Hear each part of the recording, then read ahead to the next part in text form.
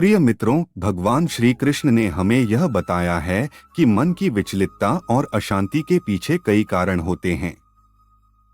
लेकिन यहाँ श्री कृष्ण भगवान के मोटिवेशनल स्पीच वीडियो में कुछ उपाय कहते हैं जिनके माध्यम से हम अपने मन की विचलितता को कम कर सकते हैं। मेरे प्यारे दोस्तों, मन की विचलितता और अशांति का कारण हमारे विचारों और भावनाओं में होता है। मन हमारी एकाग्रता और स्थितिकरण की क्षमता का संकेतक होता है, लेकिन अज्ञानता और अधिक विचारों के कारण हमारे मन विचलित हो जाता है। मेरे प्यारे दोस्तों, कृपया हेडफोन लगा के ध्यान पूर्वक सुने, तभी आप समझ सकेंगे श्री कृष्ण भगवान के अनमोल शुद्ध विचार। तो दोस्तों, आइए जानते श्री कृष्ण भगवान अर्जुन को क्या समझाते हैं विचलित मन के बारे में।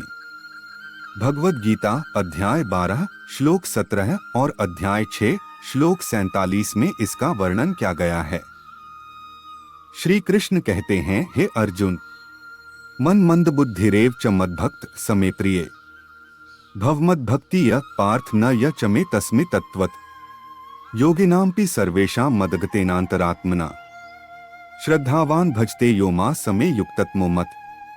इसका अर्थ है, अर्जुन, मनुष्य का मन अस्थिर होता है और उसके विचलनों का कारण उसकी इंद्रियों और मानसिकता में उत्थान होता है। लेकिन यह सच है कि मन जैसे आपकी वश में नहीं रहता, वैसे ही विचलित होता है।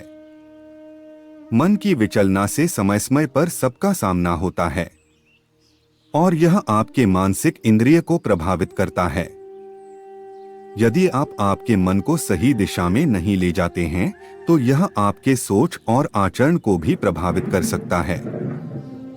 और मन की विचलता को नियंत्रित करने के लिए आपको आत्मनिग्रह और आध्यात्मिक सद्गुरु के मार्गदर्शन की आवश्यकता होती है। मन को विचलित करने वाले विचारों का परिणाम आपके कर्मों में प्रकट होता है, इसलिए उनका चयन सावधानी पूर्वक करें। लेकिन आपके मन को शांत करने का एक ही तरीका है, ध्यान और योग की प्रैक्टिस करना। और योग के माध्यम से आप अपने मन को नियंत्रित कर सकते हैं और उसकी उच्च स्थिति में ले जा सकते हैं, जिससे आपके विचलित विचार कम होंगे। दोस्तों, यदि आप अपने मन को संयमित करने में सफल होते हैं तो आप स्वयं को बेहतर तरीके से समझने और जीवन को प्रसन्नता से जीने में सक्षम होंगे। और आपका मन आपकी सफलता की दिशा में आपकी सहायक बन सकता है, अगर आप उसे सही दिशा में नियंत्रित करेंगे तो। श्री कृष्ण कहते हैं, हमारा मन विचलित कोई कारण से होता है, जैसे कि दुख के समय होता है, परिस्थिति कारण होता है, परिवार की झगड़े के कारण होता है और दुविधा में फंसे रहने के कारण होता है। और छोटी छटी बात या छटी सी वस्तु के लिए ज्यादा सोच विचार से भी और कोई कारण से इंसान की मन विचलित होता है। और आपके मन को संयमित करने से आप आत्मा के साथ आध्यात्मिक जुड़ाव में आ सकते हैं।